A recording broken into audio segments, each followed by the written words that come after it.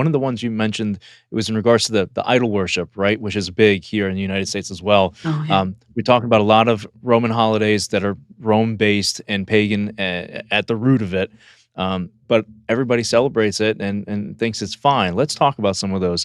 When we talk about Christmas, when we talk about, Easter, when we talk about just a couple of these one-off holidays, like, the leprechaun and all that stuff, Mhm. all these things have very paganistic roots. And when we're still yoking with that paganistic Mhm. side, is that something that we're serving another master at that point? How do you think about that at this point in time?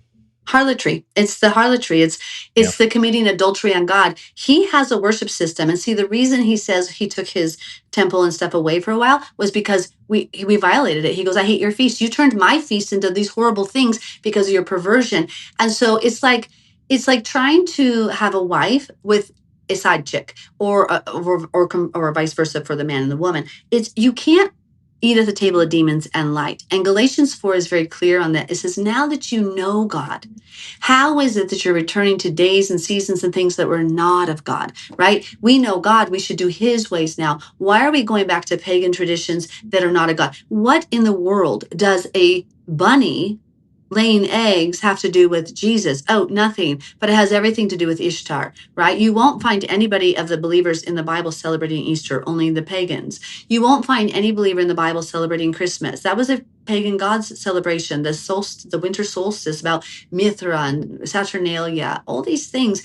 And so God already gave us 7 festivals, and people who are fighting this, I don't understand, because they're about Jesus. Let's call them the festivals of Jesus, Yeshua, because it's when he died at Passover, rose on Feast of First Fruits, not Easter.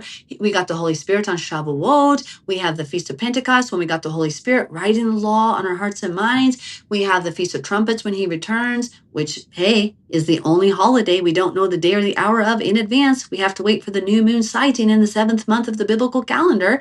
Then we have 10 days later, the day he judges the world but saves his people, and the Feast of Tabernacles, the marriage ceremony of the Lamb. I mean, these are about Jesus. Why is the church not doing these? So if we aren't doing his holidays, his ways, his Sabbath, we're in danger.